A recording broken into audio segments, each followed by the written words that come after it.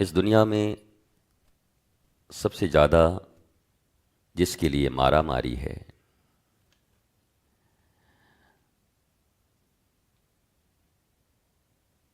पैसे, मनी।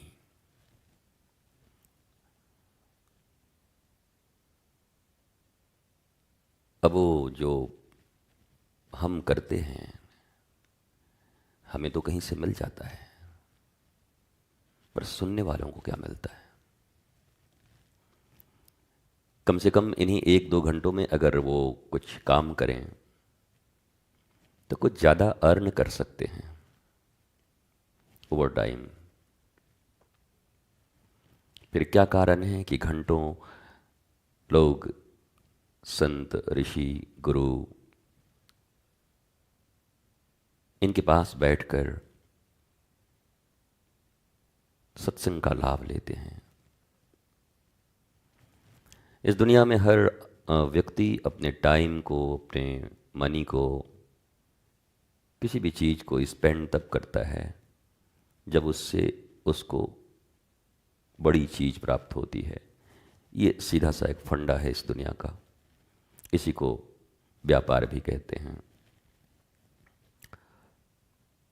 और ये सत्य है कि इस पृथ्वी में जब कोई बीज पड़ती है तो वो पड़ती एक है पर निकलती 1000 है।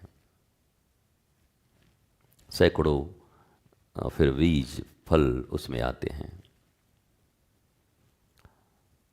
तो एक साधारण सा प्रश्न मनुष्य के जीवन में ये है, खासकर यंगस्टर्स, जो नौजवान पीढ़ी है, वो ये सोचती है कि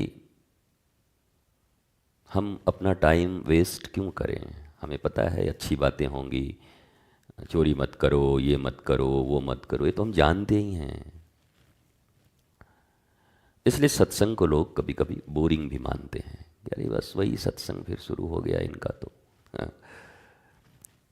हम ही बोलते हैं तो देखो हजारों सैकड़ों लोग ऐसे हैं जो बोलते हैं, अरे गुरुजी इस पे क्या बोल रहे, उस पे बोलो, कुछ ऐसा बोलो जिससे दाल रोटी चले, कुछ ऐसा बोलो जिससे वो चले, कुछ ना कुछ कहते रहते हैं।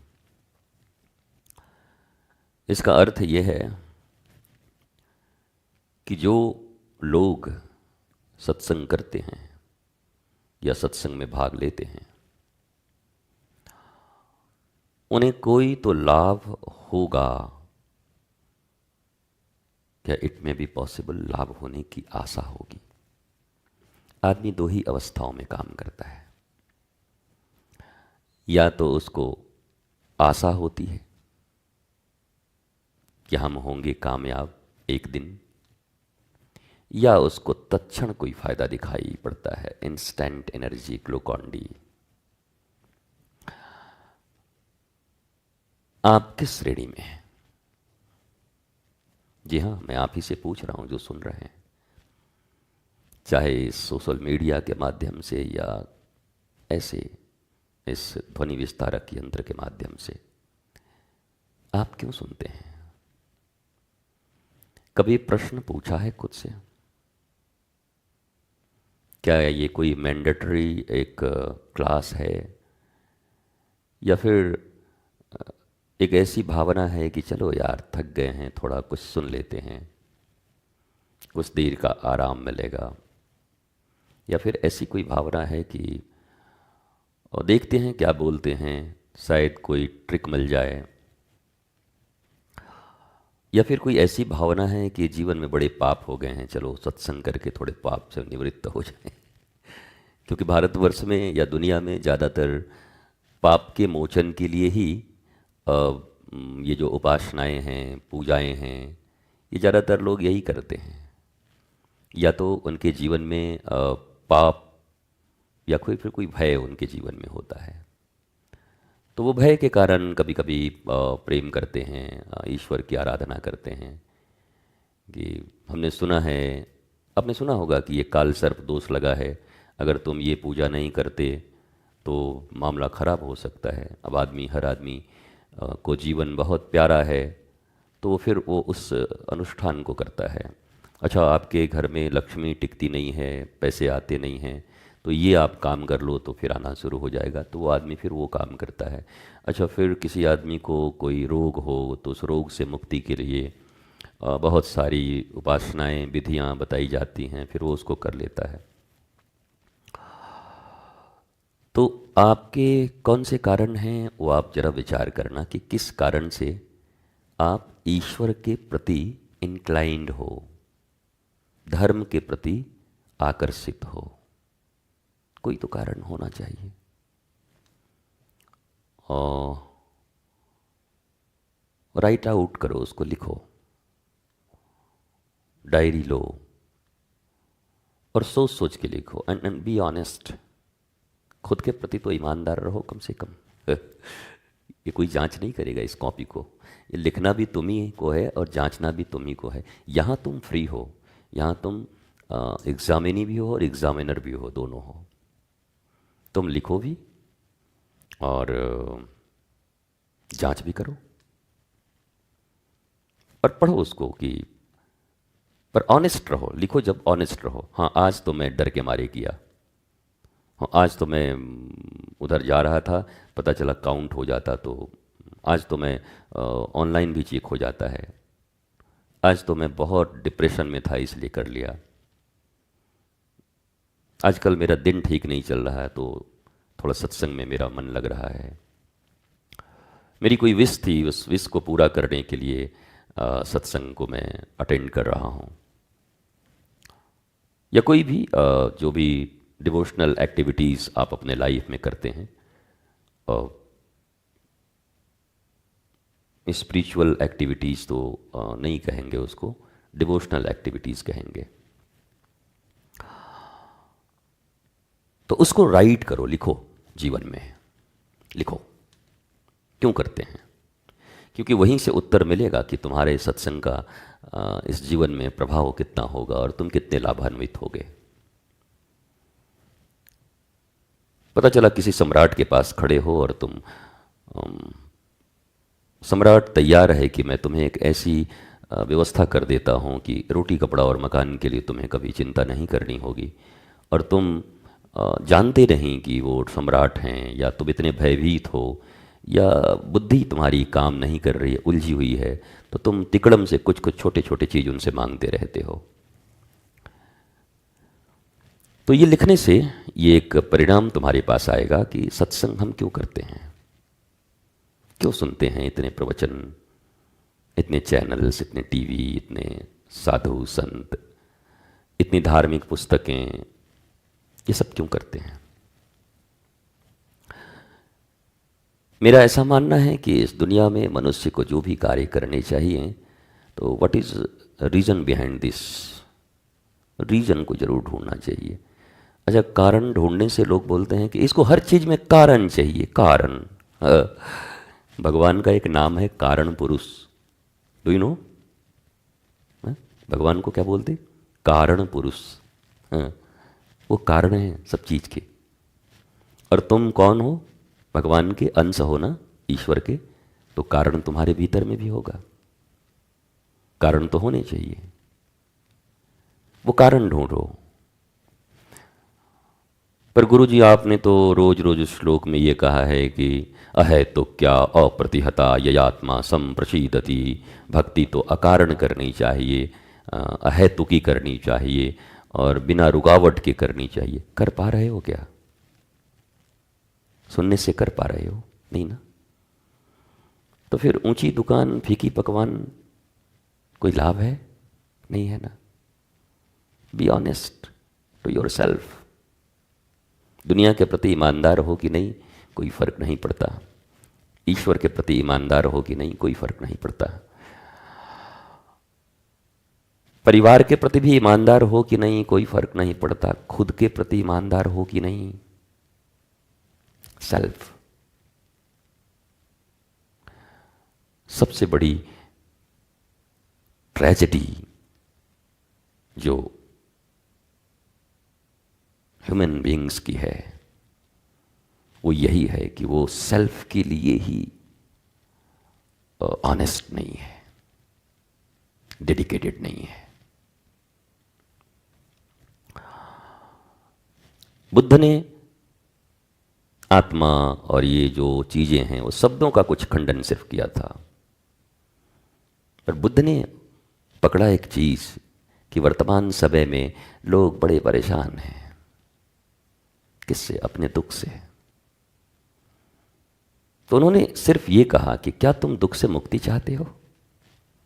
भीड़ लग गई, और यही तो चाहते हैं। मठ मंदिर आश्रम, यज्ञ हवन कीर्तन, दान दक्षिणा, योग तपस्या, सब इसी के लिए तो कर रहे हैं, दुखों से मुक्त हो जाएं। बात तो एक ही थी। या बोलो कि आनंदित रहना है या दुख से मुक्त होना है, शोक से। दुख से जो सदा के लिए मुक्त हो गया वो आनंदित ही तो है। दोनों एक ही बात है।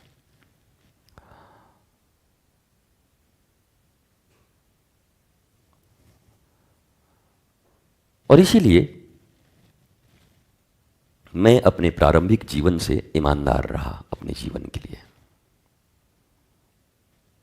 जब मैं चाइल्ड था, बच्चा था, तब भी ईमानदार था।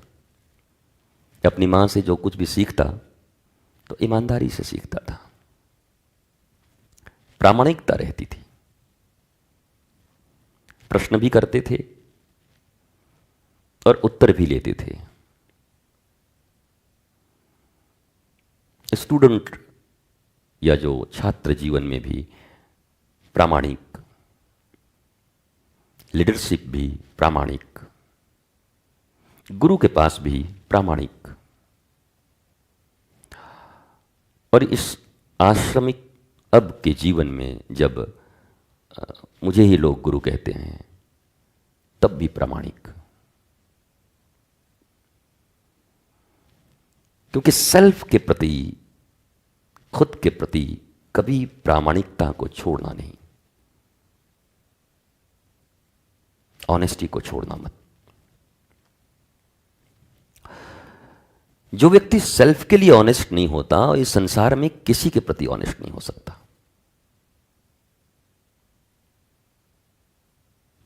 अंडरस्टैंड? नहीं समझे? करेले की तासीर है कड़वी, वो मीठा कैसे लगेगा?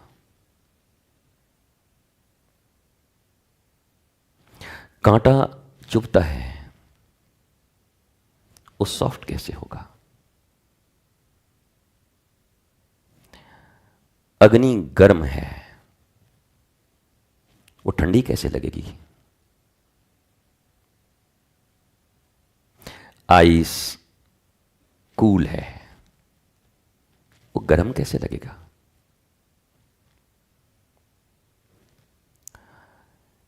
तो जो व्यक्ति खुद के प्रति ईमानदार नहीं है, वो और किसी के प्रति ईमानदार कैसे होगा? ऑनेस्ट कैसे होगा?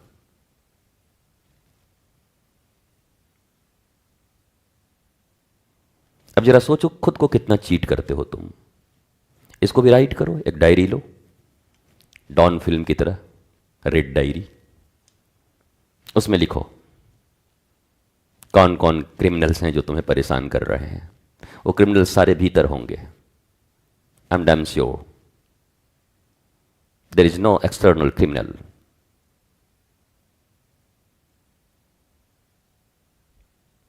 Inside you. उनका नाम लिखो। तुम देखोगे कि तुम अपनी जिंदगी में अगर ठीक से 12 घंटे तक भी अपने आप को ऑब्जर्व कर पाए, तो तुम पाओगे कि तुम अपने प्रति तो बिल्कुल ही ईमानदार नहीं हो,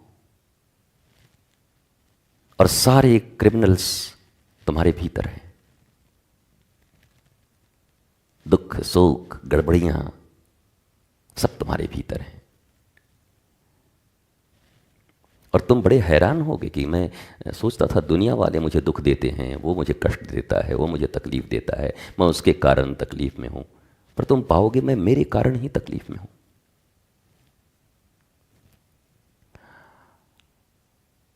कुछ पैट्रियटिक लोग मुझसे पूछेंगे कि इसका मतलब कि देश में जो कुछ भी चल रहा है, राष्ट्र में जो कुछ भी चल रहा है, और पाकिस्तान हमें परेशान कर रहा है, तो हम खुद के कारण परेशान हैं? खुद के कारण ही तो हो। ये जो भूलें की हैं हम ही तो किए हैं ना इस देश में, किसने किया है? अपनी आजादी को हम हरगिज मिटा सकते नहीं, सर कटा सकते हैं लेकिन सर झुका सकते नहीं। कितनी बार झुक गए छोटे छोटे लोभ में, इग्नोरेंस, अपने देह का बस सुधी रहा, देह के सुख के पीछे भागते रहे। इस देह से ही जन्म लिए अपनी संतानों की भी चिंता नहीं की कि उनके क्या होंगे। अफगानिस्तान, पाकिस्तान, बांग्लादेश की तरह कभी चिंता नहीं किया, कोई चिंतन हुआ कभी? 30 ईयर्स हो गए कश्मीर में वो जेनोसाइड हुए, नरसंहार। तो पूरे देश के कानों पर कभी जू रेंगी कभी किसी तुम्हारे घरों में जो कहीं मध्य प्रदेश में बैठे हैं, कहीं छत्तीसगढ़ में, कहीं बिहार में, कहीं उत्तर प्रदेश में, कहीं आंध्रा में, तमिलनाडु, कर्नाटका, केरला।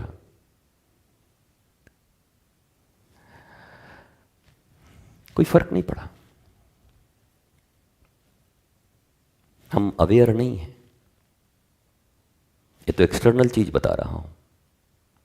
अब इंटरनली जो हमें सुख हैं, दुख हैं, कष्ट हैं, डिप्रेशन है, अभाव है, इसका कारण कौन है?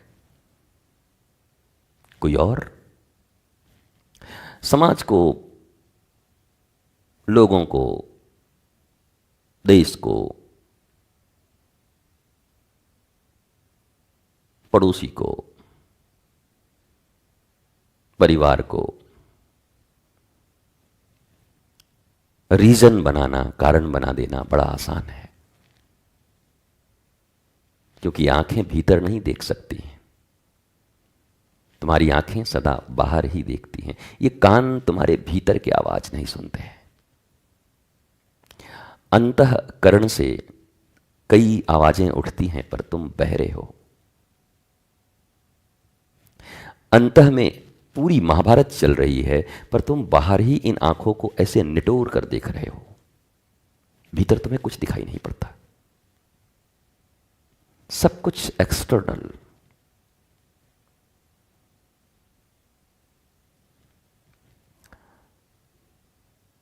गीता में भगवान श्री कृष्ण ने अर्जुन को एक्सटर्नल चीजों के बारे में कुछ नहीं बताया। बोला तू कायर है, क्या नपुंसक जैसी बात कर रहे हो, कापुरुषों की जैसी। अर्जुन बोलते कमाल है, हमारे साथ अन्याय हुआ, हम चुपचाप अन्याय सहने को भी तैयार हैं, गाली भी हम ही को दे रहे हैं आप। कैसे भगवान है? कृष्ण बंदे जगत गुरुम। पर ठाकुर जी ने एकदम ओहो हो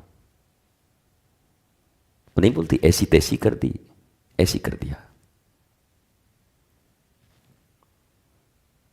और एक अर्जुन जो केवल एक्सटर्नली देख रहा था अभी तक, बाहर ये हैं, वो काका हैं, वो चाचा हैं, ऐसे हुआ, दुर्योधन अपना ही भाई है, ऐसे, अब क्या करें, अब यही हमारी यही भाग्य है, हमको दुखी रहना, अब क्या करें, भाग्य ऐसा लिखा है।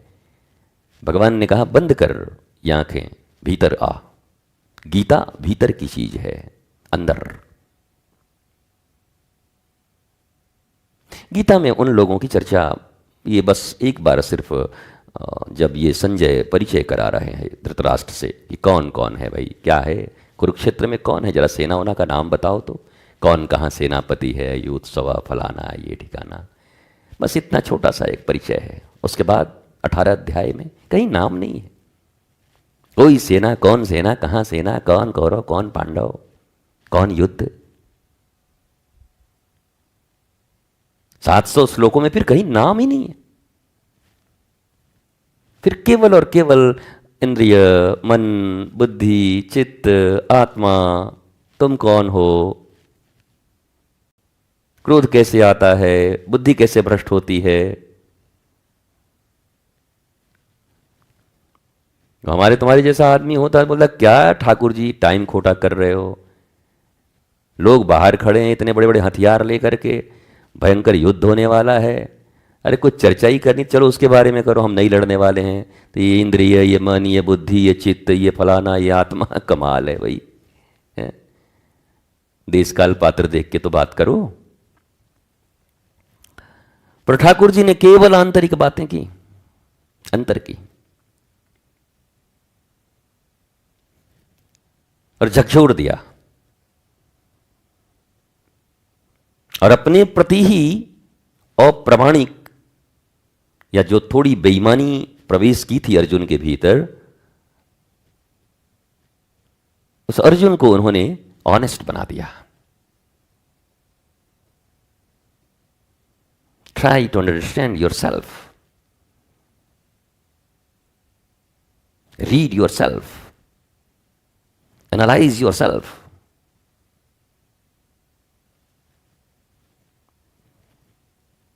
पूरी गीता में बस भीतर। अच्छा, महाभारत का सार किसको कहा जाता है? गीता को। और गीता में चर्चा किसकी है? 700 श्लोकों में। इन लोगों के नाम बस एक जगह हैं, वो परिचय में, इधर कौन उधर कौन, बस काम खत्म। हाँ, अब अंदर की बात। अंदर का दुर्योधन कौन, अंदर का भीष्म पितामह कौन, अंदर का धृतराष्ट्र कौन है, ये गांधारी कौन है मेरे भीतर में? मेरे भीतर गांधारी है, द्रौपदी भी मेरे भीतर, गांधारी भी मेरे भीतर। ये जो जिस इनर साइंस और इनर टेक्नोलॉजी की बात करता हूं मैं, तुम्हारे अंतर जगत की, उस अंतर जगत में ये हृदय ही पूरा, यही बना है कुरुक्षेत्र, यही है कुरुक्षेत्र। इसी कुरुक्षेत्र में खड़े हैं दो विचार।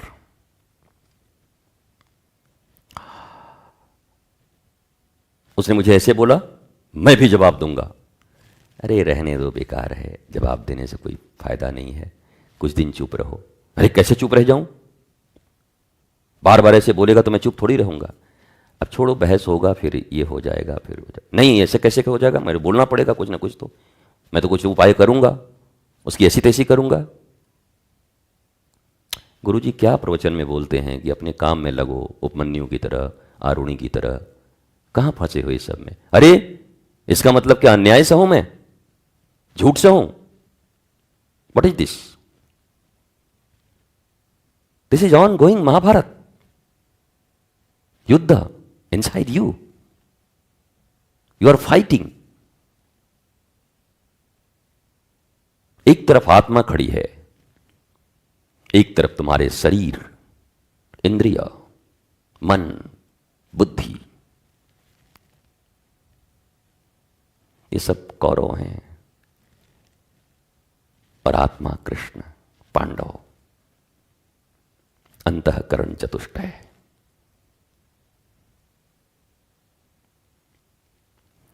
ये पूरी महाभारत मनुष्य के अंदर के युद्ध की चर्चा है।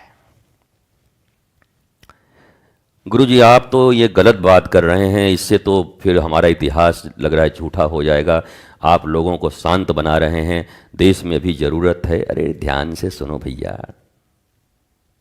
ठीक से सुनो। पहले आधा लाइन सुने नहीं कि अपना वक्तव्य देना शुरू कर दिया। अर्जुन को भी 700 श्लोक लगे थे, वो भी श्री कृष्ण साक्षात ईश्वर जब इस पृथ्वी पर रहे तो उन्हें भी 700 श्लोक लग गए, तब जाके बुद्धि भ्रष्ट थी वो थोड़ी ठीक भई। तुम तो 2 मिनट सुन करके अपना पूरा जजमेंट दे देते हो।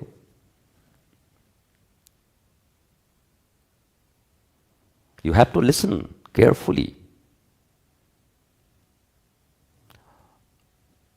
पेशेंस, धैर्य, धर्म का पहला लक्षण है धैर्य। वृंदावन के एक संत बड़ी प्यारी बात कहते थे, जिन्हें पेशेंस नहीं है वो पेशेंट हैं। Do you know who is patient? Patient कौन है? जिसके पास पेशेंस नहीं है। पेशेंसलेस पीपल आर पेशेंट, रोगी हैं वो।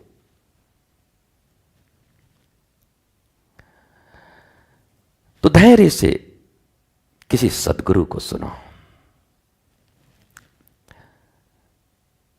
कल कोई पॉडकास्ट करने आए थे, अच्छे, बहुत अच्छे हैं वो, भावेश जी, क्या नाम उनका। वो कहते थे ये पोस्ट भी अलग अलग यहाँ पोस्ट होता है, गुरु का, सदगुरु का, आचार्य का। You have to read it, you have to know it. धर्मगुरु शब्द तो होता ही नहीं। कभी सुना आपने महाभारत में कहीं धर्मगुरु शब्द का प्रयोग हुआ है? कहीं रामायण में धर्मगुरु शब्द का प्रयोग हुआ है? ऋषि, महर्षि, मुनि, साधु, महात्मा, साधक, सिद्ध, सुजान, भक्त, वेयर इज धर्मगुरु? धर्म तो स्वयं ही गुरु है, धर्म ही गुरु है।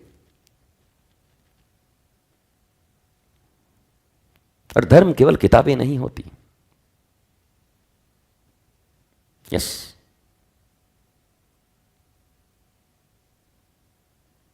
Please listen very carefully. केवल कागज के पन्ने धर्म नहीं होते, धर्म जिंदा है। इसलिए वाल्मीकि जी ने लिखा रामो विग्रहवान धर्म।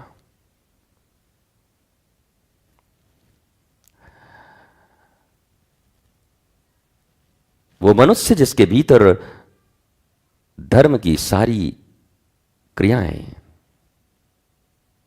सारे आचरण या तो इनबिल्ट हैं या उसने धारण किया है, वो चलता फिरता धर्म है। मैथमेटिक्स में तो ऐसे ही सिद्ध करते हैं, x is equal to 100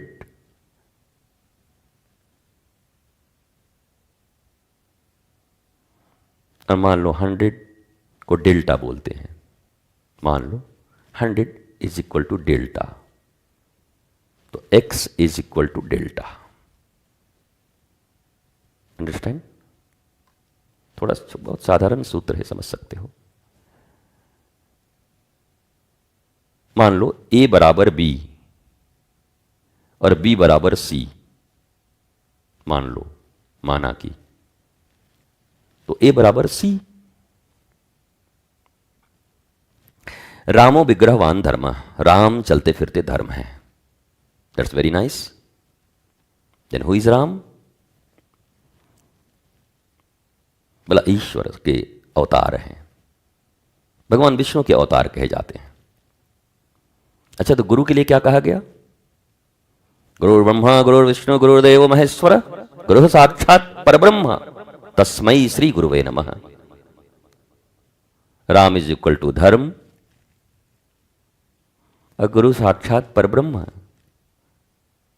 Ram is equal to गुरु,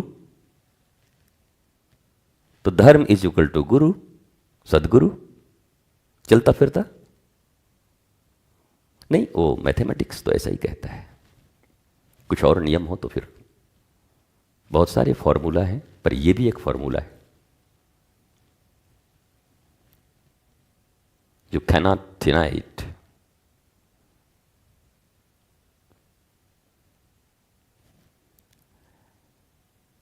तो धर्म जिंदा है, जिनके भीतर मूर्त है।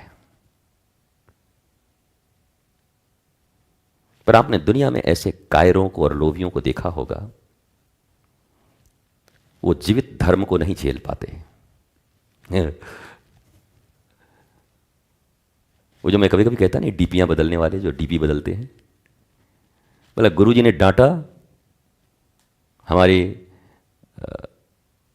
अनवांटेड डिजायर्स और हमारी मूर्खता पर, अज्ञानता पर। Get out from here. बाहर जाके डीपी बदले। बोला क्या लगाया? बोला राधा रानी को लगाया हमने, अब राधा मेरी स्वामिनी। वाह बेटा, अब मैं डैम श्योर हूं किसी दिन राधा रानी भी सामने आकर के बोले तू तो बड़ा निकृष्ट आदमी ऐसा करता है, तुरंत डीपी बदल देगा, बोलेगा सीता रानी। हम हमें राधा रानी से हमारा नहीं पटेगा, बहुत बोलती हैं। सीता जी बुला के बोले इधर आ, प्रभु राम मर्यादा पुरुषोत्तम है, तू बड़ा अमर्यादित आदमी है, खबरदार, ये लोग से हमारा नहीं चलेगा। जय मां काली कलकत्ते वाली, कलकत्ते वाली का डीपी लगा देगा। They are freaky minded, they are not human even. How can we say they are devotee?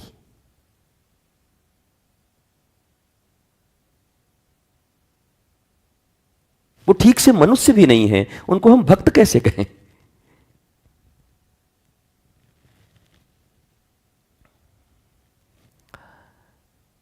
हम अपने मन के अकॉर्डिंग एडजस्ट करने वाला जो मिलता है,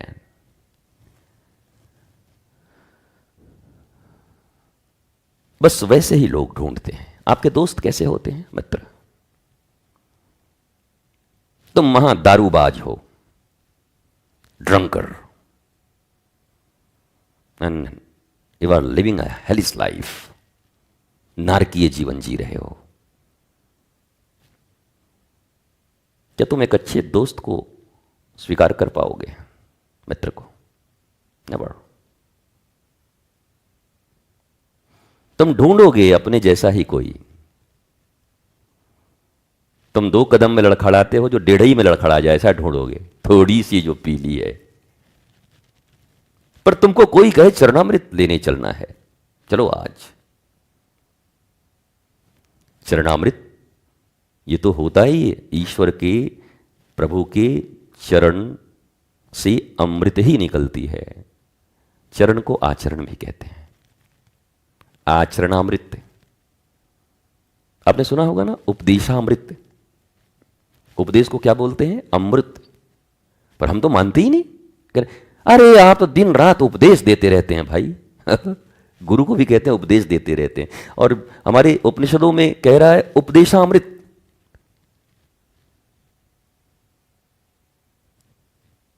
लिखते तो है अनमोल वाणी, गुरुदेव के 108 अनमोल वाणी। उस अनमोल वाणी को बेमोल अपने घर के डस्टबिन में डाले हुए हैं, ठीक जगह भी नहीं है उसके लिए। पैसे को तो और सोने और चांदी को तो 5 लॉकर में डाले हैं, पर लिखे अनमोल, जिसका कोई मोल नहीं है। और जिसको मोल खरीद लाए हैं उसको इतना इंपॉर्टेंस, और जो अनमोल है मिल ही नहीं सकता, उसका कोई बेमोल का मतलब, अनमोल मतलब बेमोल है। तो झाड़ू, अगर झाड़ू भी आजकल वो सोहिनी सेवा के लिए पैसे से मिलती है, कोई कीमत ही नहीं उसका।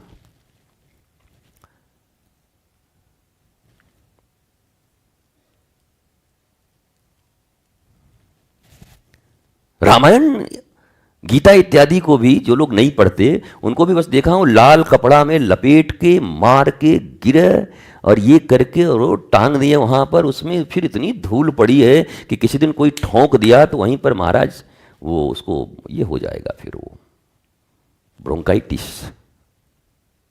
मरमरा जाएगा, वो धूल इतने होंगे।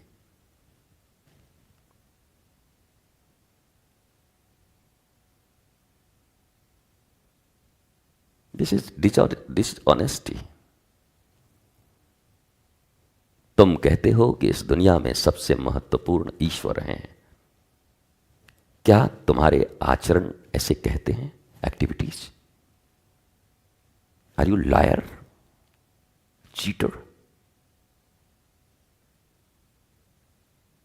तुम कहते हो गुरु से बड़ा 7 समुद्र की मसी करूं और लेखनी सब बन राए। और आगे, धरती सब कागद करूं पर गुरु गुणे लिखा न जाए। और बब्बू, ये दोहा और चौपाइयों में तो इतना महत्व है कि गुरु गुण लिखा ना जा। इतने गुरुजी में हमारे गुण हैं कि पूरी पृथ्वी को अगर कागज बना दिया जाए और जितने भी वृक्ष हैं सबको पेंसिल बना दिया जाए तब भी लिखा नहीं जाएगा। और सारा दिन 24 घंटे में 12 घंटे अवगुण ही ढूंढ रहे हैं। डरते बहुत हैं। बताइए ऐसे थोड़ी चलता है, ऐसे थोड़ी चलता है, ये आश्रम ऐसे थोड़ी चलता है, ऐसे थोड़ी बिहेव करते हैं। और इधर क्या कह रहे हैं? हेरी शात समुद्र की मशी करूं। और तब तक उधर से वो बजाने वाला टे टे टे टो टो टो टो टो वो रखते हैं ना सब, बेंजो एंजो इत्यादि। अब उधर से मारेगा ऐसा करके लगा कि दिल चीर देगा। ओ घुस गया दिल में सीधा। भजन संध्या चल रहा है। हीरी सात समुद्र की, हाँ सात समुद्र की मसी करो, लेखनी सब बन राय। टी टी टी टी टी टी टी।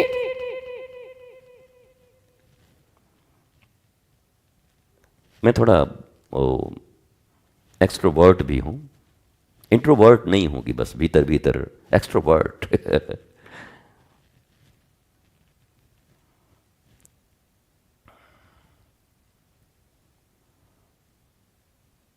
व्हाट्स गोइंग ऑन, जो कुछ भी चल रहा है, क्या चल रहा है, बस मैं उसको एक्सप्लेन कर रहा हूं। भजन संध्या, और अभी अभी गुरु की निंदा करके बैठा है।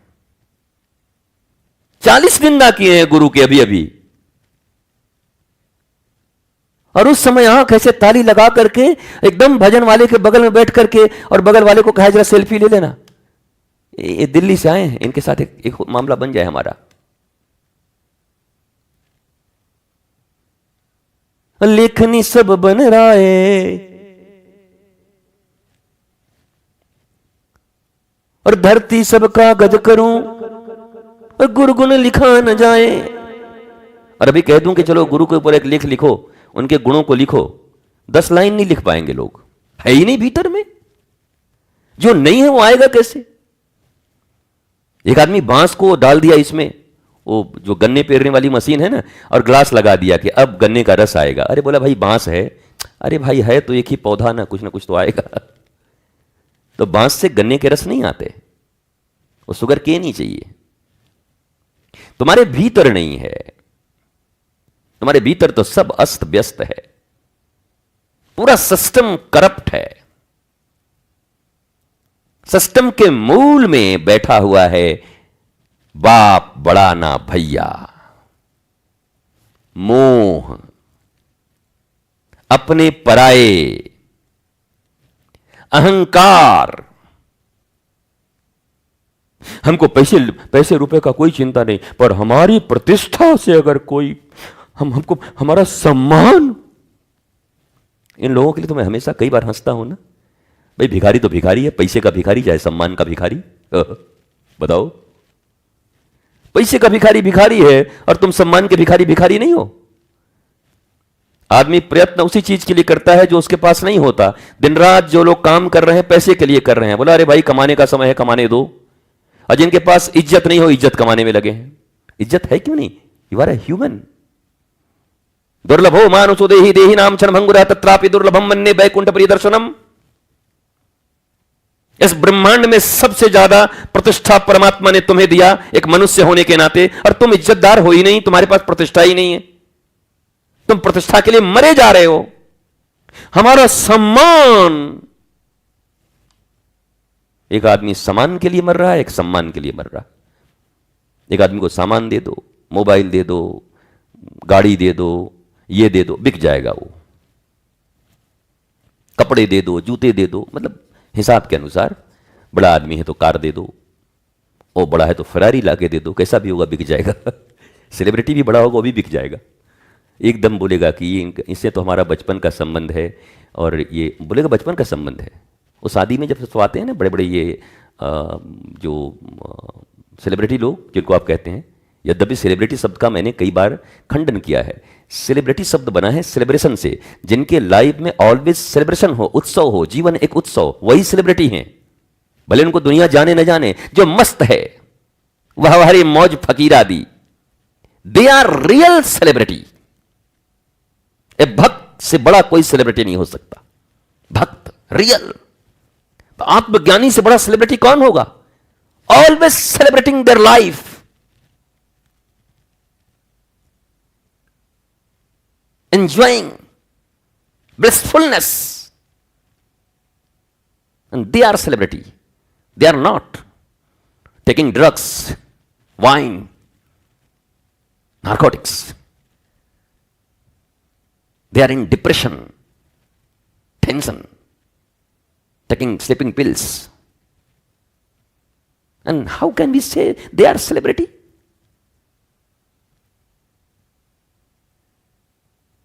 This is false and wrong.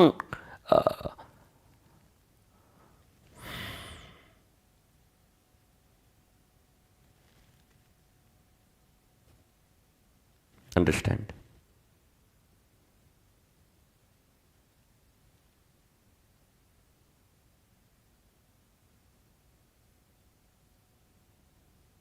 तुम रियल सेलिब्रिटी बनो।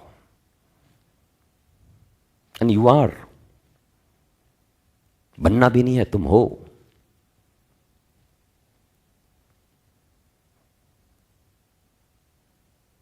तुम पूछोगे कि तरीका क्या है? तरीका फिर कहता हूं।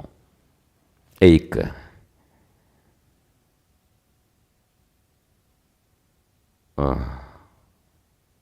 विरक्त सद्गुरु। विरक्त का अर्थ मौज में रहता है। उनसे बड़ा केयरिंग कोई नहीं, और उनसे बड़ा आई डोंट केयर नहीं। कृष्ण मक्खन से भी मुलायम है, पर कंस को जब मारते हैं तो वही मक्खन वाले कृष्ण एक मुष्टिका में उसकी छाती फाड़ देते हैं। इतने कठोर, एक्सट्रीम। उनसे मुलायम भी कोई नहीं, उनसे हार्ड भी कोई नहीं, उनसे सहज कोई नहीं। और अगर तुम असहज हो तो एक को नहीं छोड़ा। क्या कर्ण, क्या भीष्म पितामह, क्या द्रोण,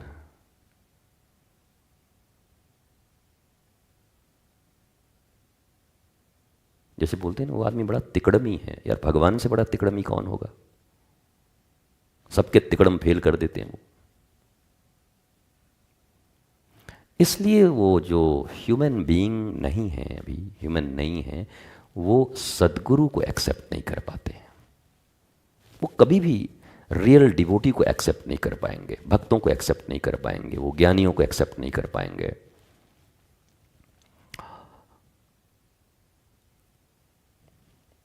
अकेली कोयल मिल जाए ना 10, 20, 25 कौओं को, तो कौआ मार डालेंगे कोयल को। कोयल बोलेगी कुहू कुहू,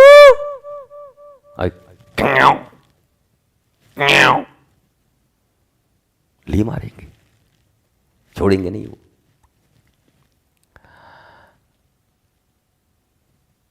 ये सत्संग तुम्हें मनुष्य बनने का अवसर देता है। If you want, then join it. Otherwise, leave it. Do your business. Why are you wasting your time here? Don't waste.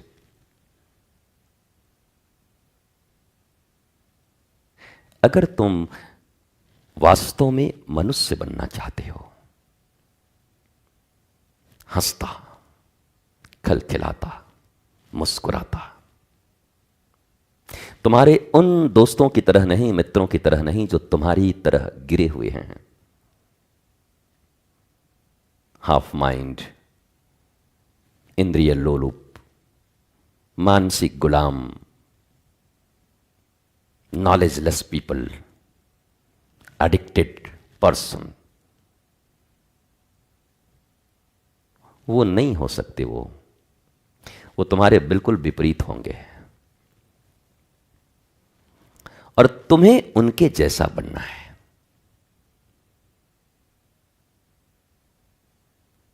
उनके जैसा मतलब उनके जैसे दाढ़ी रख लो, कपड़े पहन लो, जटाएं रख लो, इससे तो नहीं। उनके इनर, वो आंतरिक महाभारत जो मैं कह रहा हूं, अंदर जो उनके है, मन जैसा उनका हो चुका है, जो आत्मज्ञान उनके पास हो चुका, इसके लिए गुरु का सेवन करो। ये तिकड़मों में उनको मत उलझाओ, उलझ जाओगे खुद ही, पहले से ही उलझे हुए हो। ये जीवन का कम दुर्भाग्य है कि कोई सद्गुरु मिले और तुम उनको तिकड़म में उलझाओ। तुम तो अपनी तिकड़म को छोड़कर सुलझने आए थे।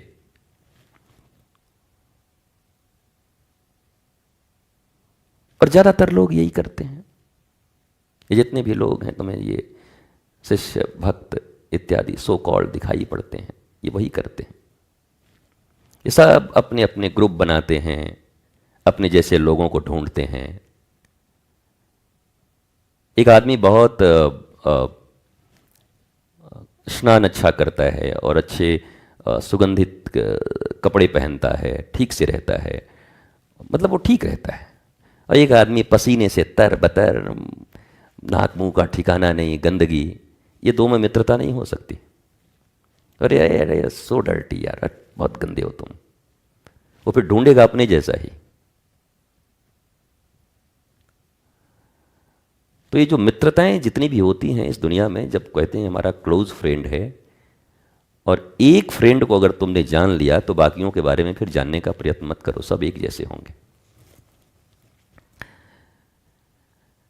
हाँ, इतने तो अंग्रेज भी जानते थे। A man known by his company he keeps.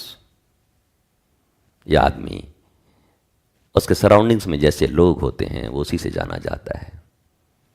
और क्या करेंगे, कभी कभी हम भी इसीलिए बदनाम हैं, हमारे सराउंडिंग्स के कारण।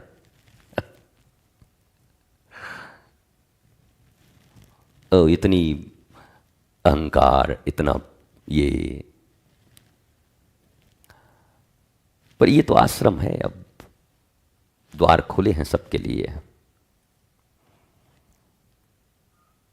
अब यहां पर बस वही वो डॉक्टर शिव का वो फार्मूला काम आता है। तुमने प्रभु के द्वार पर जितने दीप जलाए, उतना ही अंधियारा तेरे जीवन से मिट जाए। हेरी हो। तो एक दिन वो डॉक्टर शिव गा रहे थे, तो हमने फिर, वो हमारा प्रक्षाल आराधना चल रहा था प्राकृतिक, तो हमने कहा कि डॉक्टर साहब ये भी तो अच्छा है इसमें। बोला क्या? बोला तुमने प्रभु के द्वार पर जितने दीप बुझाए। ये जो मंथरा दीप बुझाते हैं ना, जो भक्ति करने आते हैं उनको मिसगाइड करते हैं। हम तो यहां इतने दिन से हमारा कुछ नहीं हुआ, देख लेना। तूने प्रभु के द्वार पर जितने दीप बुझाए, उतना ही अंधियारा तेरे जीवन में भर जाए। सिद्धांत है ये, बड़ा हंसे। हाँ ये भी सही है, हम क्या, हाँ ये भी सही है। दोनों पक्ष देखना चाहिए। ये दीपक मत सोचना कि ये जो लाडली निकुंज वन में तुम जाके शाम को 2-4 दीपक जला लेते हो और तेल और रुई डाल करके और सोचते हमारे पाप कट गए। जरा सोचो, जो भक्त, जो भक्ति करने, जो गुरु पर निष्ठा रख करके आते हैं, और तुम्हारे मुख से निकले हुए एक शब्द, तुम्हारे आचरण, तुम्हारे क्रोध, तुम्हारे अपने पराई की भावना, तुम्हारे अपमान करने की भावना, तुम्हारी कठोर वाणियां, तुम्हारे निजी लोभ, तुम्हारे आलस्य, जितने भी लोगों को यहां आकर के उनके भीतर आत्मदीप जलने से रोकते हैं, तो तूने प्रभु के द्वार पर जितने दीप बुझाए, उतना ही अंधियारा तेरे जीवन में भर जाए। This is fact, truth. ऐसा ही होता है। अयोध्या में सब सुखी रहे एक्सेप्ट युधाजीत, भरत के मामा, वो यहां भी थे, दुखी रह गए। कैकेयी और मंथरा के सिवा। भगवान तो गए 14 साल के बाद आकर के, दिव्य राम राज्य चला, रोज नृत्य गीत आनंद आह्लाद, पर ये भीतर भीतर अपने आप को माफ नहीं कर पा रहे थे। बाकी सब आनंदित थे। तुम्हारे कर्म तुम्हें जलाते हैं।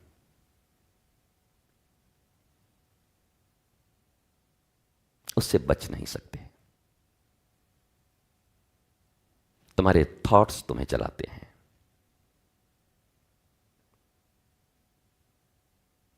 इसलिए विचार करने के पहले भी विचार करो कि क्या विचार करना है। ऐसे विचार जो लोगों के लिए अहितकर हों, तुम्हारे लिए अहितकर हों, उन्हें अपने भीतर पनपने देना ही अपने अहित को निमंत्रण देना है। और वातावश्य है। ये लोग हैं बड़े पंक्चुअल। अगर इनको निमंत्रण तुमने दे दिया तो ये आएंगे जरूर। दुख, शोक, अहित, संकट, तुम दो उनको निमंत्रण, वो जरूर आएंगे। और तुम्हारी वाणी, तुम्हारी आवाज, तुम्हारे इंटेंशन। कई लोग कहते हैं मेरा इंटेंशन ऐसा नहीं था। तुम्हारा इंटेंशन कैसा था? तुम्हारा इंटेंशन क्या ज्ञानी होने का है? नहीं है ना? तो तुम्हारा बैड इंटेंशन है। सुन लो, अब जो कहते हैं हमारी भावना ऐसी नहीं थी, इंटेंशन हमारा ऐसा नहीं था। तुम्हारी इंटेंशन आत्मज्ञानी होने की थी, मनुष्य होने की थी। उसके लिए तुमने प्रयत्न किए। सदगुरु के द्वार पर तुमने उपमन्यु और आरुणि जैसा समर्पण किया, हनुमान की तरह अपने मान का हनन किया? नहीं। Then it is proved your intention is very bad. So don't misguide anybody. And actually, my intention is so good.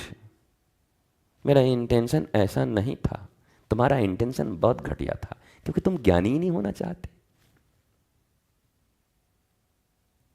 तुम जले हुए दीपक के पास बैठ करके भी बुझे हुए दीपक रहना चाहते हो। इससे बैड इंटेंशन और क्या हो सकता है बड़ा? The biggest bad intention of any human being.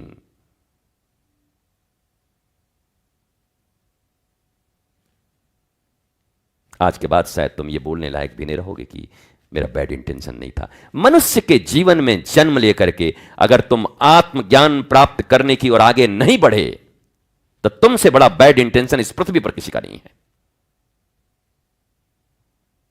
Then how can you now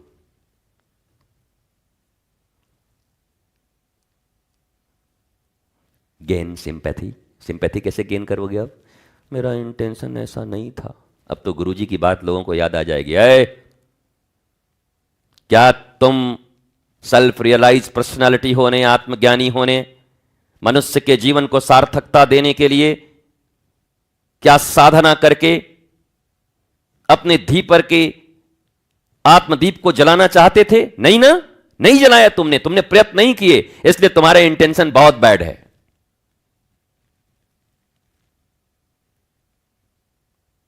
That's all.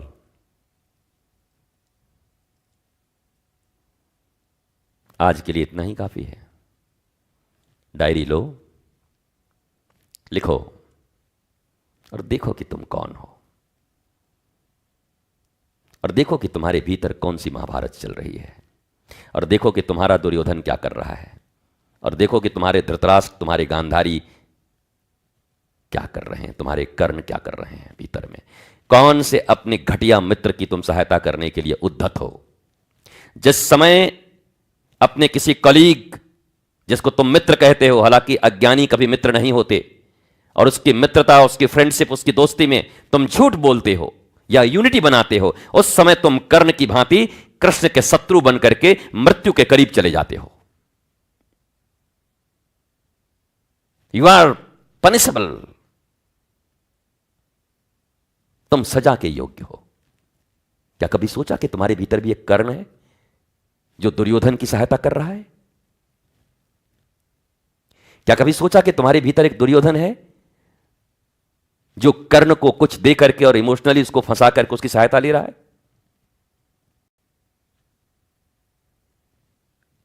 तो ये बहुत बड़ा विराट आकाश है ज्ञान का।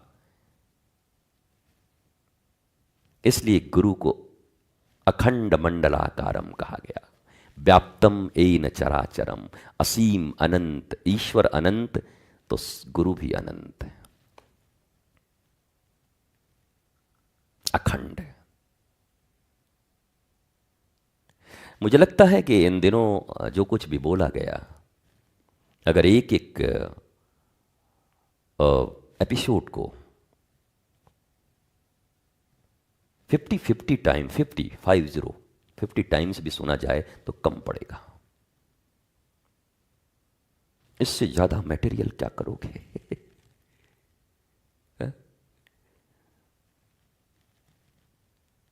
It's enough for all of us, all of you. Listen every episode carefully and repeat it.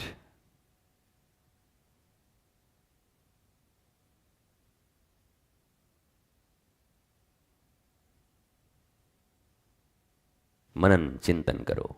श्रवण हो चुका, मनन भी किया करो।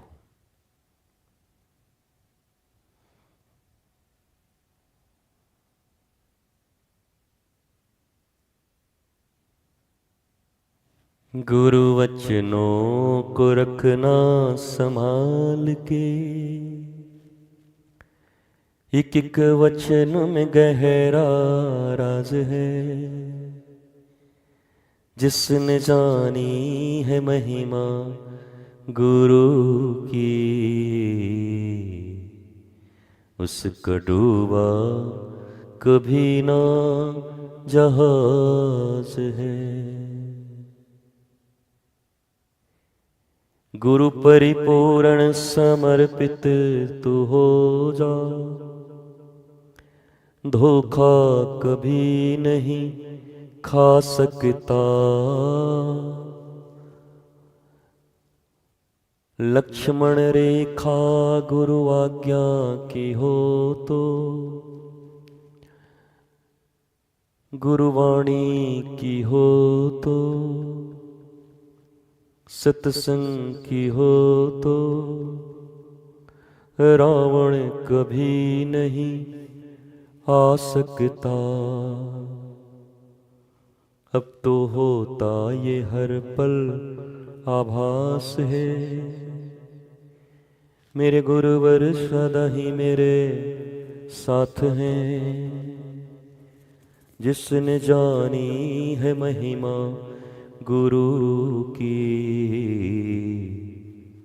उसका डूबा कभी ना जहाज है।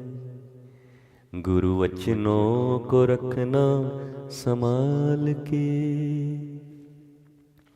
एक एक वचन में गहरा राज है। बिन गुरु ज्ञान कहाँ से पाऊं, गुरु बिन ज्ञान कहाँ से पाऊं, बिन गुरु ज्ञान कहाँ से पाऊं, कहाँ से पाऊं। बिन गुरु ज्ञान कहाँ से पाऊं गुरु बिन ज्ञान, कहाँ से पाऊं दीजो दान मेरे गुरुवर सदा मैं हरि गुण गाऊं। गुरु बिन ज्ञान कहाँ से पाऊं, गुरु बिन ज्ञान कहाँ से पाऊं।